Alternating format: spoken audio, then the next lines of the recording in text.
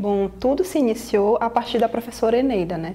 Eu já vinha sendo orientada por ela desde 2010, sendo bolsista dela.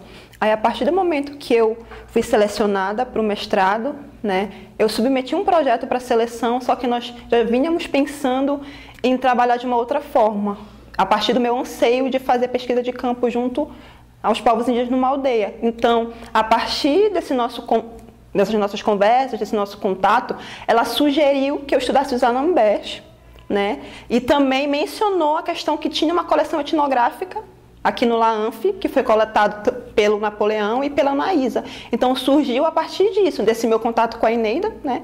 Que ela teve esse contato tanto com o Napoleão quanto com a Anaísa, né? Logo no início da antropologia, aqui na UFPA. Então foi a partir disso.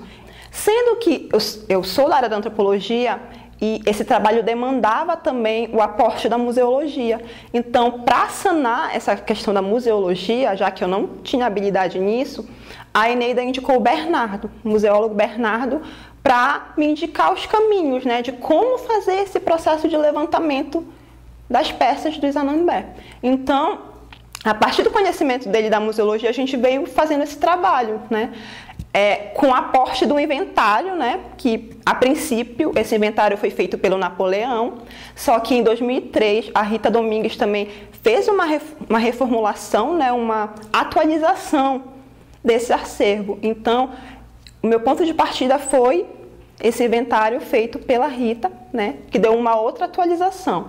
Porque muitas pessoas não conhecem, que estudam aqui, que tem aula nessa sala aqui, não sabem que tem uma porta aqui dentro dessa sala, que tem uma reserva técnica, que pode ser um local muito frutífero de estudos, né? Então, muita gente não sabe. Então, estudar a reserva é importante por isso, para dar visibilidade. E é um material que ainda não foi estudado e explorado da melhor maneira possível. Eu trabalhei muito com memória, então foi muito enriquecedor a conversa que eu tive com a Anaísa, porque ela, junto com o Napoleão, que coletou esses objetos, né? Então, a partir desse meu diálogo com ela, ela falou das suas memórias e foi uma coisa muito enriquecedora, porque quando eles foram recolher essas peças, está muito relacionado também com a concepção da antropologia aqui na universidade, porque ela falou muito, a princípio, do contato que o Napoleão tinha com Galvão, com Frickel, com Mário Simões, com os estudiosos da época, né? Então, como que eu perguntei para a Anaísa, como que surgiu essa questão de ir lá com os Anambé e fazer essa coleta, né, desses objetos? O que foi que ela me disse? Que, a partir do estudo do Darcy Ribeiro, ele tinha dado os Anambé enquanto um grupo extinto. Então, e de contrapartida, tinha uma notícia que eles não estavam extintos. Eles tinham apenas se deslocado do seu lugar de origem devido a um conflito com um outro grupo indígena, que são os Gaviões. Então, veio essa notícia, eles não estão extintos. O Darcy Ribeiro disse que eles estavam extintos, mas eles não estão extintos. Então, a partir dessa notícia e o contato do Napoleão com o Galvão, que eles eram muito próximos, aí o Galvão sugeriu que o Napoleão fosse até lá verificar a situação dos Anambé, né? Fazer um relatório sobre eles.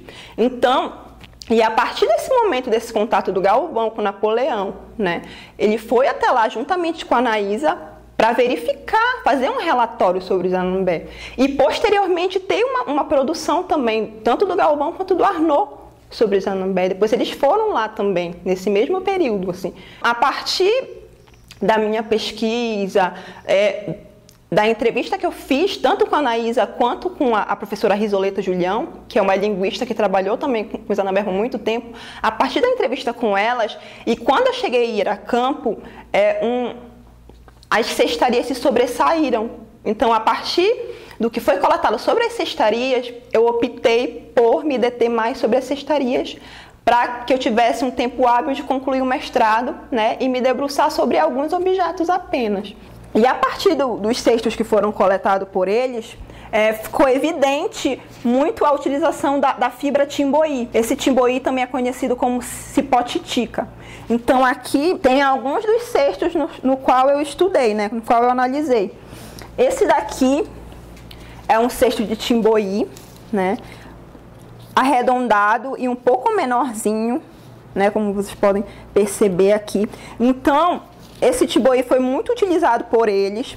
Eles utilizavam para colocar mandioca, para colocar qualquer tipo de objeto que eles poderiam utilizar no cotidiano deles. Como vocês podem ver, tem esse anel aqui, que eles começam a produzir o cesto a partir desse anel e vai, né, arrematando em volta, construindo em volta, e termina aqui com a beirada dele. Vocês podem ver, né, por fora também.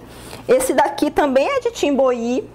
É muito parecido com esse, só que é um pouco maior e um pouco mais aberto. Como vocês podem perceber, a infinidade de tamanhos, né? E de formas também para se fazer cestaria de Timboí. Esse outro cesto aqui é do tipo cargueiro, né? Que eles utilizavam para carregar qualquer tipo de carga.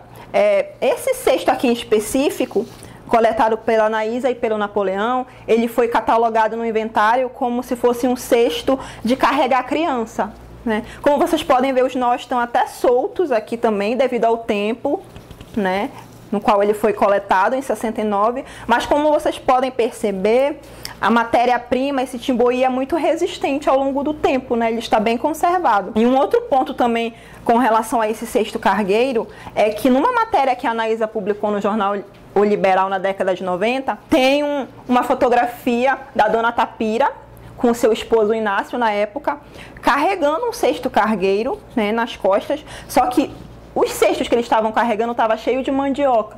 Então subentende-se que eles estavam vindo da roça. Então eles utilizavam tanto para carregar a mandioca ou qualquer tipo de coisa que eles quisessem carregar, bem como as crianças, né, segundo a denominação que está no inventário. Né? As crianças também eram um tipo de carga, além da mandioca e os outros alimentos também.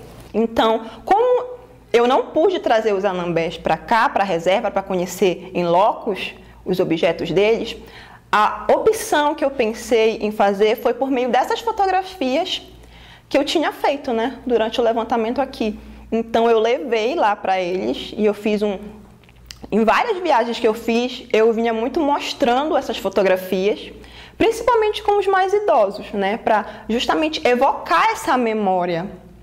E, consequentemente, essas fotografias que eu fui levando evocou muito a imagem do Napoleão, porque, querendo ou não, né, foi ele quem coletou as peças juntamente com a Anaísa. Então, vinha muito também a memória com relação a ele. E, além de eu mostrar as peças, né, as fotografias das peças, eu levei uma fotografia que está o Napoleão lá com eles, né, com os indígenas que viviam lá naquela época. Então, foi uma lembrança que foi dos objetos, mas também foram lembranças que evocaram lembrança das pessoas, não foram os objetos pelos objetos, porque a partir do momento que eu mostrava as fotografias dos cestos, eles falavam, fulano de tal sabia fazer esse cesto, não sei o quê. Tipo, então, remetia muito à memória tanto das pessoas quanto da vida deles naquela época. E tem muitas peças que eles desconheciam, que eles já não fazem mais, né? Dado a época, que foi em 69, e eu comecei a fazer campo lá, acho que em 2015 e 2006, 2016 foram os anos que eu fiz os campos lá. Então eles passaram a conhecer esses objetos que eles não conheciam. Ao mesmo tempo, tem objetos que eles conheciam. E também foi uma forma de incentivá-los também a fazer. Porque em um dado momento da pesquisa, o Cafu, que é uma liderança de lá, ele começou a lembrar da avó dele que sabia fazer. A Durica, que era a avó dele, que sabia fazer aquele tipo de cesto e que tinha ensinado para ele aquilo. Então, teve um momento que ele sentou lá e começou a fazer um desses cestos em memória da avó dele, Durica, que sabia fazer esse tipo de cesto.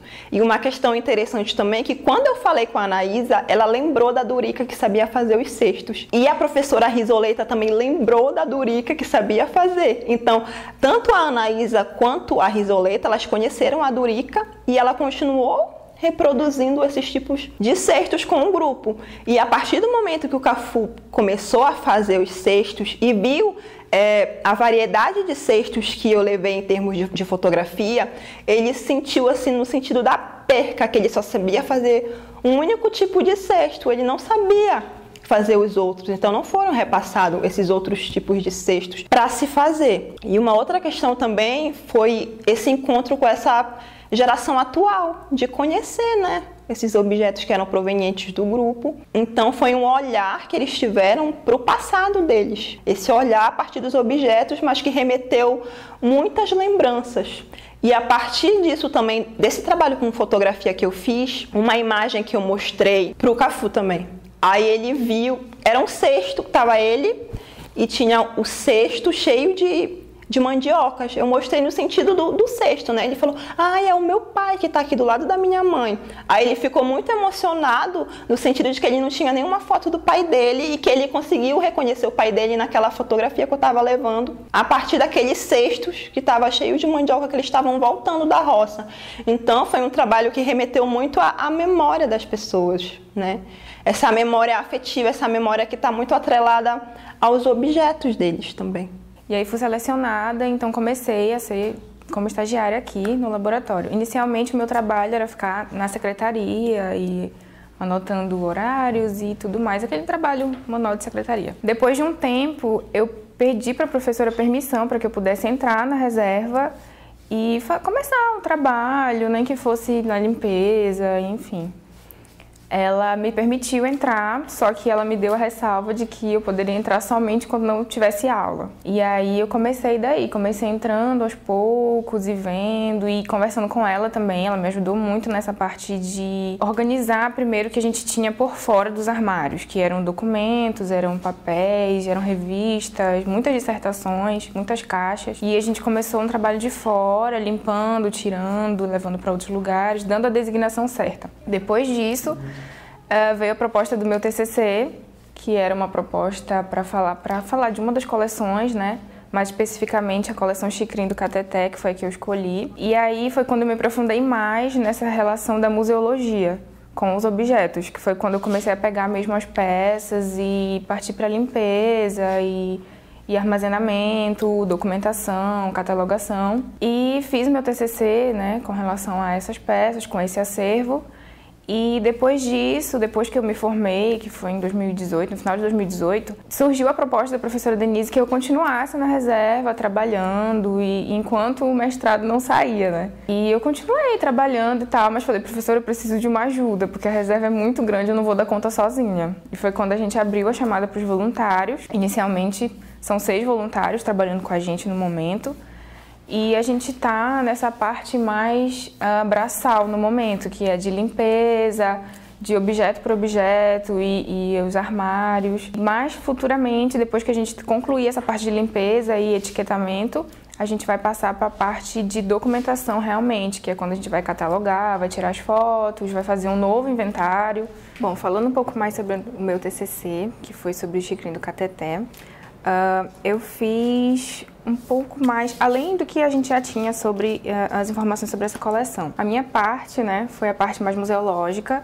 Eu documentei, limpei, armazenei, fiz novas embalagens.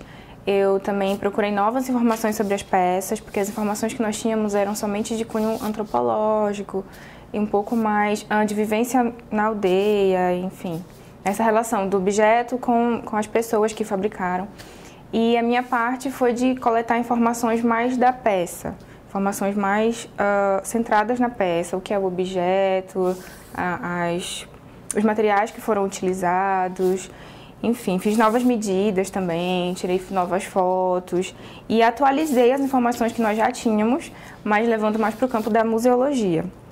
E como exemplo dessa coleção tão vasta, eu tenho aqui o objeto que eu mais me identifiquei, assim, que foi mais interessante para mim, que é esse cinto de couro de onça, que foi coletado pelo Protásio Frickel, lá na década de 60. Ele foi trazido para cá e as informações que nós tínhamos sobre ele foi de quem fabricou e qual a relação dessas pessoas com esse objeto.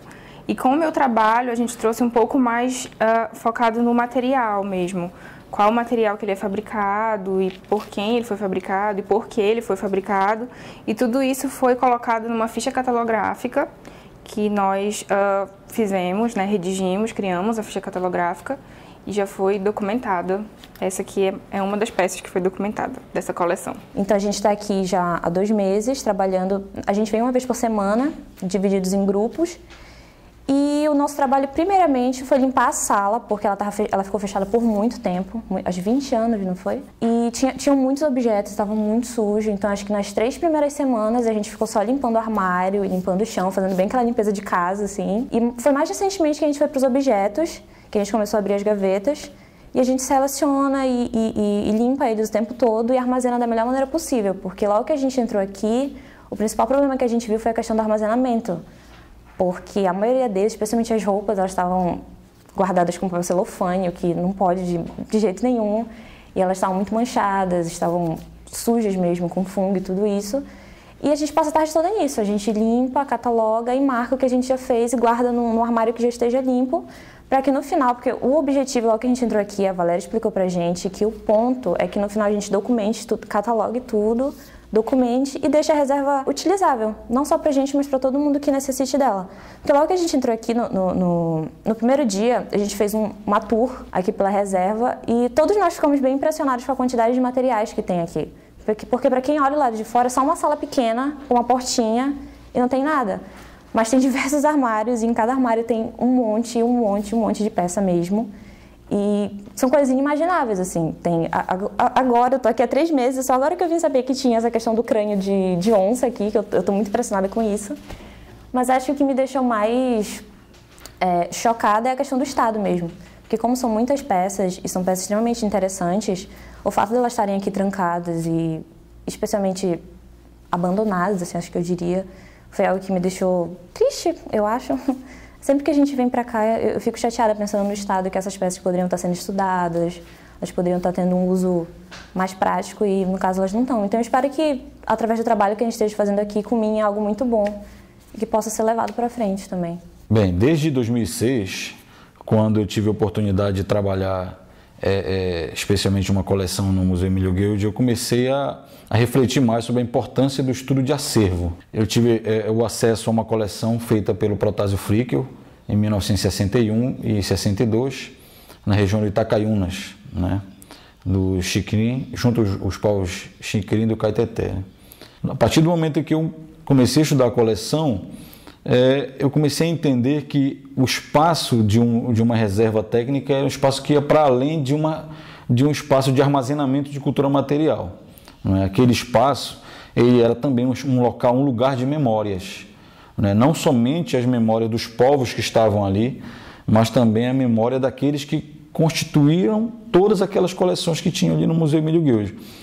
E naquela ocasião foi quando eu tive o conhecimento e a importância de pessoas como Napoleão Figueiredo, como Eduardo Galvão, por exemplo. Né? Então, no âmbito da comemoração dos 30 anos do Laboratório de Antropologia da UFPA, eu acredito que seja muito importante eu fazer essa relação entre a importância de Napoleão Figueiredo para a arqueologia da Amazônia, no âmbito do Museu Guild, e também no âmbito do laboratório. Levando em consideração todo um conjunto de profissionais que ele entrou em contato ali, que ajudaram ele na formação dele, até que culminasse na criação do laboratório no final dos anos 80. Né? Então, na época, por exemplo, 1955, o Protásio o Eduardo Galvão foi contratado pelo Museu Emílio Guild, né? E na época ele já trouxe para o Museu Emílio Guild para trabalhar como estagiário o Napoleão Figueiredo. Né? Então, o Eduardo Galvão sistematizando aquela área, reorganizando a antiga divisão de antropologia do Museu Emílio Guild, ele já dividiu ela em 3 partes, a linguística, a arqueologia e a etnologia indígena. E para trabalhar nessas sessões, ele chamou alguns dos maiores especialistas que tinham no Brasil, como o Protásio Frickel, o Mário Ferreira Simões, né, que chegaram em 57. Protásio chegou em 57 e já em 61 ele levou o Napoleão Figueiredo para a sua primeira etapa de campo, né, junto ao Zaramagoto. O acervo em si, para mim, ele ganhou um novo sentido. Deixou de ser somente um espaço de armazenamento e de acondicionamento de cultura material dos povos pré-coloniais e também de populações indígenas vivas, como era o interesse dos cientistas da primeira metade do século XX, que era de armazenar o máximo de cultura material possível desses povos que seriam testemunhos vivos, né? A partir daquele momento, os anos 50, eu vejo que foi, na verdade, um momento muito importante para todas as ciências humanas, todas as ciências sociais na Amazônia, porque foi um momento de sistematização e divisão dessas áreas. E para a antropologia e arqueologia foi um momento em que foram destacados esses nomes para trabalhar. Mário Simões na arqueologia, o Protásio Frickel, etnologia indígena, junto com o Napoleão Figueiredo. Napoleão Figueiredo vindo para a universidade, para a UFPA, já atuando na formação de toda uma geração de pesquisadores que alguns ainda trabalham na instituição, como a própria professora Anaísa Virgulino, a Eneida Assis, a Lúcia Osaki Van Velten, né, e o Roberto Cortez trabalharam juntos, né, até a morte de Protásio em 74, e ele deu continuidade nessa trajetória, né? Então hoje, por comemoração, no âmbito da comemoração dos 30 anos do Laboratório de Antropologia da Universidade, eu vejo que na verdade, uma consolidação de um trabalho que começou lá nos anos 50, na segunda metade dos anos 50, e que traz consigo, ainda na forma de organizar o material, na forma de valorizar os povos da região, uma herança que o Napoleão Figueiredo deixou para outras gerações, mas que ela se formulou, ela se solidificou junto com o Galvão, junto com o Darcy Ribeiro, Protásio Frickel, entre outros grandes nomes que tiveram naquela época, né? Então, eu acredito que, para nós, hoje, o espaço do Laboratório de Antropologia da Universidade, ele precisa mesmo passar por um processo de valorização, de divulgação do que ele tem aqui, porque eu mesmo passei a minha graduação aqui sem saber dessa riqueza, desse material que tinha aqui, já fui conhecer mesmo no âmbito da minha bolsa no Museu Emílio Gueldi, né?